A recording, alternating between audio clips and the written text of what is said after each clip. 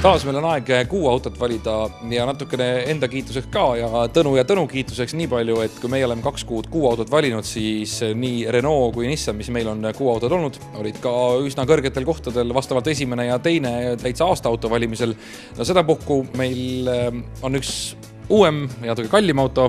Ma ei tea nüüd, kas tema võiks olla ka aastaauto pretendent sel aastal. Me oleme oma kuuauto valikuga seekord läinud kogu aeg suuremas suunas. Tõttega väiksemaks on raske minna, kuna alustasime kõige väiksemast autost, mis üldse võtta oli. Ja nüüd me oleme tulnud ikka päris mitu sammu ülespoole ja astunud seekord Lexuse salongi ja leidsime seekord Tõnud omavahel arutades, et miks mitte. Lexus NX võiks olla seekord see auto, mida esile tõsta. Valikut vist väga laia ei olnud ka tegelikult see kuu, et nüüd oleks meeletutust massidest valinud. Jah, ega see kuu tõepoolest nagu oli, ütleme, uute mudeli osas võib-olla natuke vaesem kuu, et siin tulemas on nüüd küll, aga konkreetselt veel kohale jõudnud ei ole nii mõndagi sellist potentsiaalset kandidaati. Aga NX on selles mõttes tähelepanuväärne auto küll, et kui arvestada, et Baltikumis kõige müüdum Lexus on juba aastaid olnud RX ja just hübriidne versioon, ehk siis 450H, siis NX, kah hübriidne, on nüüd RX-ist 17 000 eurot odavam, ehk siis põhimõtteliselt üks Nissan Pulsar jääks sinna ilusti vahele veel, et saab lisaks kauba peale nii-öelda. Et ma kujutan ette, et see nagu võiks eestlastele päris hästi peale minna see auto. Üks asi, mis öeldakse kohe, et see on ju nii kallis auto, et sellega pole mitte midagi teha, nii et tavainimesed peab ikkagi rahavaid puuga selles olema.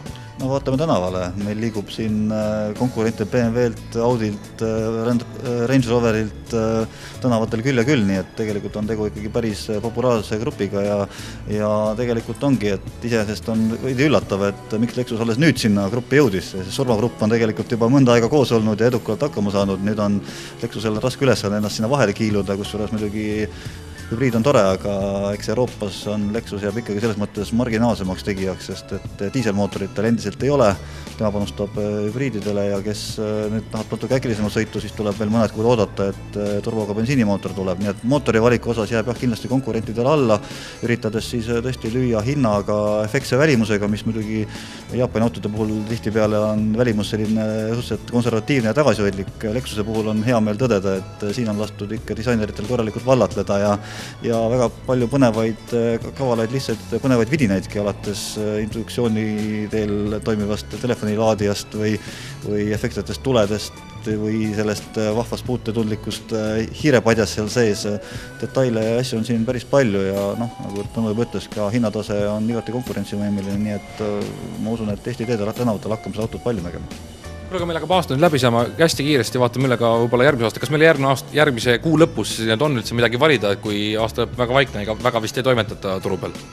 No tegelikult, kui me nüüd mõtleme Eesti autoturgu tervikuna, siis näiteks kohe üks, mis esimesena meelde tuleb, on ju uus Škoda Fabian tulemas ja see peakski nüüd täpselt kuskil detsembri lõpu poole Eestisse jõudma. Ja kui siit nüüd natuke edasi vaadata, siis on ju tulemas uus Volkswagen Passat, uus Ford Mondeo, nii et selles mõttes sellist rahva autosid on siin tulemas küll ja veel. Läheb revimiseks. No kes tuletab meelde neid klippe, mida teiegi saade on näidanud siin hilutiselt Pariisi näituselt, siis seda lõikust, mis sealt tulemas on veel oma jagu.